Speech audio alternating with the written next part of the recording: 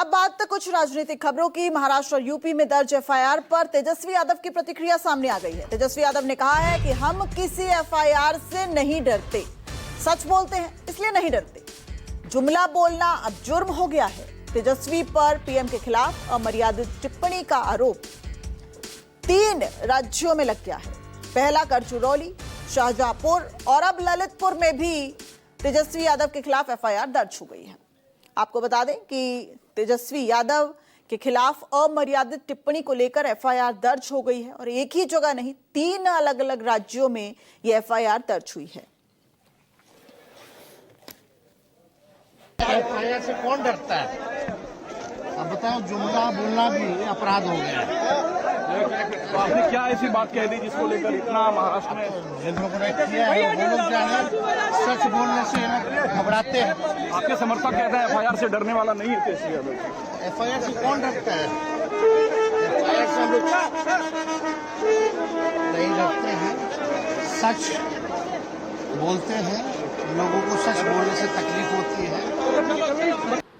मैं देख रहा हूं कि ये गालियों का सिलसिला बढ़ता जा रहा है और जिन लोगों ने केस की है उनको मैं धन्यवाद दूंगा। कम से कम एक रास्ते पर ठहराव तो आए, राजनीति में शुचिता तो हो। नहीं, एफआईआर देखिए, आप हमारे ऊपर कोई अभद्र टिप्पणी होगा, मेरे ऊपर कोई अभद्र बात कहेगा, कोई असंवैधानिक बात, जो हमारे समर्थक है वो अपना करते हैं। ये ऐसा थोड़ी है कि प्रधानमंत्री जी कह रहे हैं उनको फोन लगा के एफआईआर करो। अरे जो लोग को लगता है कि ये गलत हुआ है वो लोग अपना एफआईआर किए हैं, न्यायालय अपना निर्णय करेगा। तो इस बड़ी खबर पर लगातार हमारी नजर बनी हुई है और ज्यादा अपडेट के साथ हमारे सहयोगी सौरभ ग्राउंड जीरो से हमारे साथ जुड़ गए हैं। सीधा पटना से लाइव सौरभ हमारे साथ जुड़ गए हैं। सौरभ, ये मामला क्या है? या फिर देखिए, जुमलों की दुकान, इस तरीके के जो कार्टून के जरिए मैसेज देने की कोशिश तो हर राजनीतिक पार्टी करती नजर आई है और जब प्रधानमंत्री नरेंद्र मोदी गया पहुंचते हैं तो इस तरह से जो है वो कार्टून के जरिए प्रहार किया जाता है। ये बहुत आम बात है राजनीतिक दलों में, लेकिन इस पर एफआईआर दर्ज होना, क्या मामला है? जी बिल्कुल, ये आम बात है, लेकिन सबसे बड़ी बात ये है दिव्या कि बिहार में चुनाव है, 2 महीने के बाद चुनाव होना है और तेजस्वी यादव राहुल गांधी के साथ इस वक्त वोट अधिकार यात्रा पर है और निश्चित रूप से यात्रा को लोगों का जो समर्थन है वो मिल रहा है। तो कहीं न कहीं बेचैनी जो है वो बीजेपी में जरूर दिखाई दे रही है और इसी कारण से जब गया का दौरा होने वाला था प्रधानमंत्री का, उसी दिन नेता प्रतिपक्ष तेजस्वी यादव ने ट्वीट किया था। उन्होंने कहा था कि एक बार फिर गया में जो है वो जुमलों की बरसात होगी, जुमलेबाज जो हैं एक बार फिर से बिहार आ रहे हैं। तो इसी अमर्यादित टिप्पणी को लेकर तेजस्वी यादव पर देश भर में 3 जगहों पर, यूपी में 2 जगह और महाराष्ट्र में 1 जगह पर एफआईआर दर्ज की गई है। और ये एफआईआर दर्ज करने वाले कोई आम लोग नहीं है, बल्कि ये बीजेपी के नेता और कार्यकर्ता हैं। तो निश्चित रूप से चाहे तेजस्वी यादव का बयान हो या आरजेडी के किसी दूसरे नेता का बयान हो, उनका कहना है कि हम सच्चाई के साथ हैं, हम सच बोल रहे हैं, जिसको भी एफआईआर करना है करे, हम डरने वाले नहीं हैं। और ये कितनी मुश्किलें बढ़ा सकता है तेजस्वी यादव की? सौरभ, थोड़ा सा आपसे जानना चाहेंगे क्योंकि 3 राज्यों में अब देखिए, शाहजहांपुर, ललितपुर और साथ ही साथ गढ़चिरौली।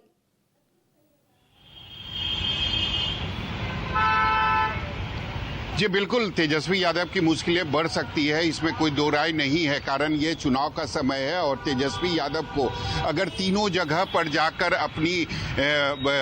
अपना प्रेजेंस अगर देना पड़ेगा तो निश्चित रूप से उनके लिए काफी मुश्किल हो जाएगी, क्योंकि 3 जगह पर यानी यूपी में 2 जगह, फिर महाराष्ट्र जाकर, और चुनाव का समय है, एक पल जो होता है वो नेताओं के लिए काफी महत्वपूर्ण होता है। तो चुनाव के समय में 3 एफआईआर दर्ज होना निश्चित रूप से आने वाले समय में तेजस्वी यादव की मुश्किलें बढ़ सकती हैं। ठीक है सौरभ, बने रहिए जरा हमारे साथ। अगली खबर का रुख कर लेते हैं और एक बार फिर आपसे जुड़ेंगे। जेडीयू सांसद ललन सिंह का राहुल और तेजस्वी पर प्रहार सामने आया है। लालू का पूरा परिवार भ्रष्टाचार में लिप्त है, ये ललन सिंह अब कह रहे हैं। चारा खाने वाला भी स्वतंत्रता सेनानी हो गया। ललन सिंह कहते हैं इमरजेंसी लगाने वाले भ्रष्टाचारियों के साथ घूम रहे हैं, घुसपैठियों के दम पर लोकतंत्र स्थापित करना चाहते हैं। तो अब लल्लन सिंह की प्रतिक्रिया सामने आई है और अब देखिए लालू परिवार पर भी हमला यहां पर करते नजर आ रहे हैं। वहीं राहुल गांधी पर भी प्रहार किया है, एक्स पर पोस्ट किया है और अब यहां पर भी देखिए एक बेऊर जेल दिखाया गया है और उसके सामने लालू प्रसाद यादव को हाथी पर बैठे दिखाया गया है। तो सौरभ हमारे साथ लगातार बने हुए हैं, सौरभ के पास जाएंगे। इससे पहले आपको एक और खबर पटना से बता देते हैं। पटना में सुपरिटेंडेंट इंजीनियर के घर ईओई की छापेमारी हुई है। पत्नी ने छुपाने के लिए लाखों रुपए जला दिए, यानी कि रेड से बचने के लिए पत्नी ने नोटों को जला दिया। यहां तक कि बात सामने ये भी आ रही है कि नाले में पैसा बहा दिया और जब नाला जो है वो पूरी तरीके से चोक हो गया, उसके बाद जो आसपास के लोग थे उन्होंने शिकायत की और उसके बाद जो है वो छापेमारी यहां पर की गई। ईओ की रेड में करीब 40 लाख कैश बरामद हुआ है। ईओ ने इंजीनियर को गिरफ्तार कर लिया। सौरभ हमारे साथ जुड़ गए हैं। सौरभ, ये बड़ा मामला सामने आया है, 12 करोड़ कैश, 6 करोड़ की ज्वेलरी और देखिए ये इतनी बड़ी ये जो घटना है और वो भी ऐसे समय में जब बिहार में विधानसभा चुनावों की तारीखों का ऐलान कभी भी हो सकता है।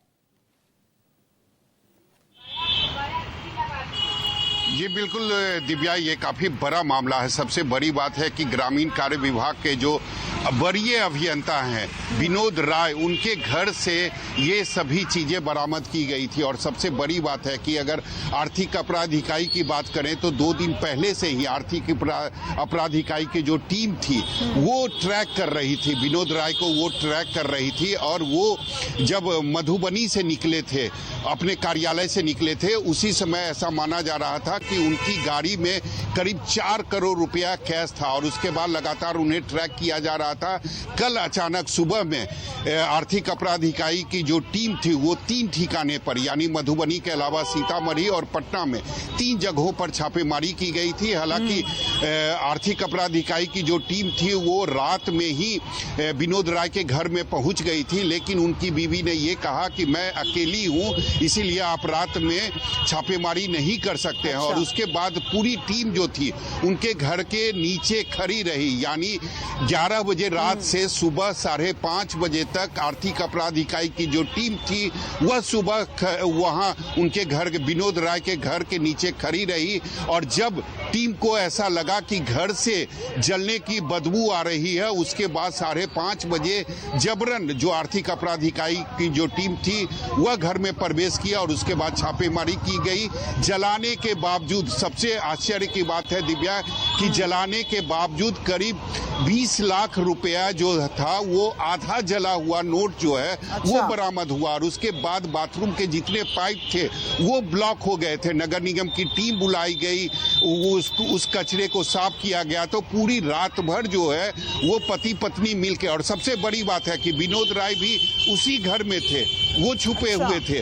उनको भी सुबह में जब छापेमारी करने टीम आर्थिक अपराध इकाई की पहुंची तो उनको गिरफ्तार किया गया। तो शुरू में यानी रात में जो उनकी पत्नी बोल रही थी कि घर में कोई नहीं है, मैं अकेली हूं, आप छापेमारी इस वक्त नहीं कर सकते हैं, तो वो झूठ बोल रही थी क्योंकि विनोद राय अपने घर आ चुके थे। लेकिन निश्चित रूप से ये एक बड़ा मामला और ये भी बिल्कुल बड़ा मामला है। सौरभ, बहुत बहुत शुक्रिया।